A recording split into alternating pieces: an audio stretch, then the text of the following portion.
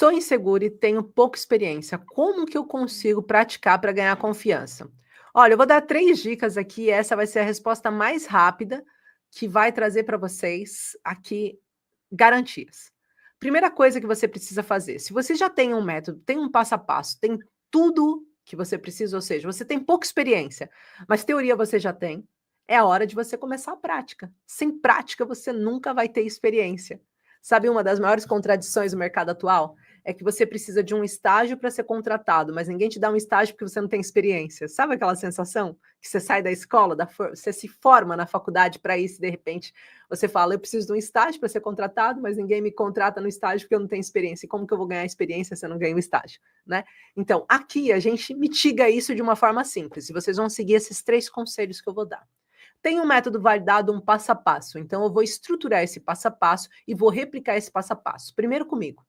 Né? Até porque terapeuta biomicrohertz, a gente começa sempre se atendendo, limpando as nossas dores, porque é impossível você curar o outro se você não for curador de si mesmo. Então a gente começa a curar a gente para depois ser um curador, tá bom?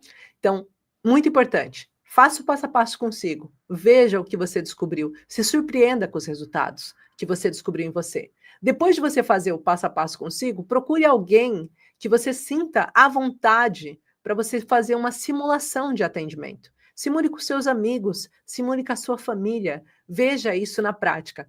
Na terapia biomicrohertz, vocês têm uma sorte, porque vocês podem simular sem a pessoa estar ali presencialmente. Vocês conseguem fazer o processo de simulação, simulando a história de vida da pessoa e entendendo o que aquilo quer dizer, porque nós temos muitos embasamentos científicos que conseguem mostrar para a gente qual é o caminho, qual seria o melhor tratamento para aquela pessoa de acordo com a situação que ela está passando.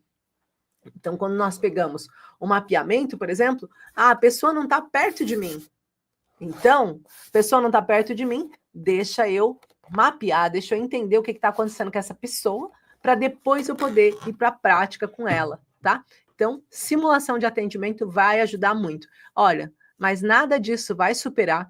Pegue um caderninho e anotem aquele caso.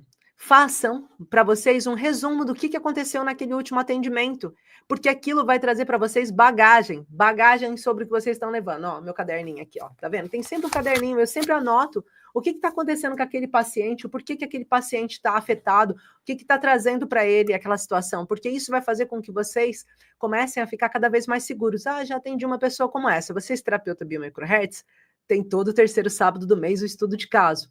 Se vocês têm um caderninho que vocês estão anotando os casos, vocês chegam lá e dizem, olha, Gi, fiz esse atendimento, aconteceu isso, isso, isso e isso. Vê se eu fiz a abordagem correta. E daí, se você, por acaso, em algum momento não tiver feito a abordagem correta, eu estou ali como mentora de vocês para guiar e falar, ó, não, vamos fazer o seguinte, não foi incorreto, mas vamos melhorar essa rota que vai chegar num resultado melhor e eu consigo trazer essa clareza para vocês. Então, uma vez por mês, a gente tem isso acontecendo todo o terceiro sábado do mês para ajudar vocês. Se você não está sendo mentorado por mim, seja, tô brincando. Você tem direito de fazer o seu caminho, mas sempre tenta encontrar alguém que possa dar uma referência se você está indo para o caminho certo ou se você está indo para o caminho errado. Porque se você estiver indo para o caminho errado, o que vai acontecer com você? Você vai demorar muito tempo para descobrir que aquele era o caminho errado. E às vezes, na vida de um paciente, a gente não tem tempo para cometer erros, tá? Então, muito importante esse diário para vocês conseguirem. De vocês conseguirem se sentir cada vez mais confiantes, ou seja, a segurança só vai vir com atendimento. Atenda pessoas, traga esses pontos, faça um passo a passo, entenda o que você pode fazer para colocar isso para fora. Deus te deu um dom, nem que seja de você adquirir conhecimento para passar para o outro. Se você adquirir um conhecimento, não engavete, não coloque guardado. Tem muita gente que fica à espera, eu falei isso na última live da semana passada. Tem muita gente que fica à espera de saber muito para passar para frente. Eu não sei tudo o que eu preciso, mas eu sei tudo o que eu preciso para ensinar alguém que ainda não sabe o que eu sei. O que você sabe já é suficiente para você ajudar centenas, milhares de pessoas que não fazem a menor ideia de para onde ir ou o que fazer diante de uma ansiedade ou depressão. Você já tem o suficiente para ajudar. Então não fica pensando que tem que ser algo perfeito, que você tem que estar pronta. Começa a colocar em prática. E quando você abrir a boca, você vai falar, nossa, nem sabia que eu sabia falar tudo isso. Você já se deu por ela falando isso? Meu Deus, eu nem sabia que eu tinha tanto conhecimento assim em mim. Vocês ficam presos só em encher a cabeça às vezes precisa esvaziar, e ó, Essa é uma das formas de esvaziar. Boca e mãos, tá? Terapeuta Biomicrohertz. Gi, qual foi a maior conquista de um paciente meu? Nossa. Gente, tem tantas conquistas lindas que é triste pensar em uma só. Mas assim, para mim, quando que eu entendi que eu estava num caminho certo? Quando eu saí do meu seio familiar, né, atendendo, lembra que eu falei de atender primeiro as pessoas que estão à nossa volta para cada vez a gente se sentir mais confiante? 2 das minhas primeiras pacientes e grandes pacientes, minha filha e minha mãe. Então, minha mãe tinha hipocondrismo, que na altura se chamava hipocondrismo, mas hoje se chamaria TAD, né, transtorno de ansiedade e doença, graças a Deus não tem mais. Todo fim de semana estava no hospital, todo fim de semana estava no hospital, todo fim de semana a gente revezava quem ia. Eu lembro da minha mãe só ter aceitado ser tratada comigo quando dentro da ambulância perguntaram para ela assim: dona Eliane, de novo aqui? E ela: mas agora deles: "Não, não precisa falar o que é não, porque vai ser a mesma coisa, né. A senhora não lida bem com a doença, e acha que tá morrendo, né. A gente chega lá e te dá um calmante". E ela percebeu que eles iam tratar ela sempre do mesmo jeito. Foi o momento da gente começar a olhar e tratar de outras formas então. Então esse foi um dos pontos, mas tirando a família, teve um caso que fez eu parar para agradecer a Deus por eu ter entrado nesse caminho de ajudar o próximo.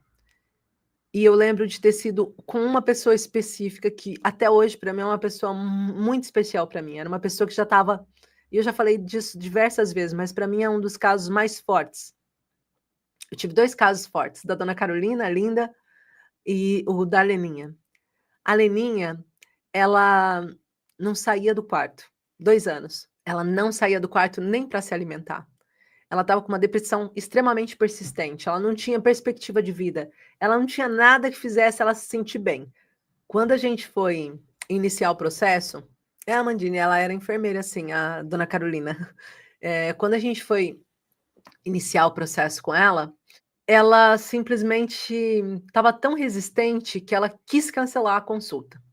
E ela falou para mim assim: "Eu tô de pijama, não tô num dia bom, eu não vou fazer não". E eu falei assim: "Não tem problema, como é online, se você tiver de pijama, para mim dá igual, você pode fazer na sua cama".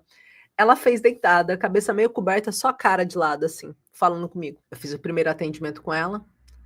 No segundo atendimento que eu fiz com ela começou a fazer coisas. E ela disse que já não fazia comida, já não limpava a casa há imenso tempo.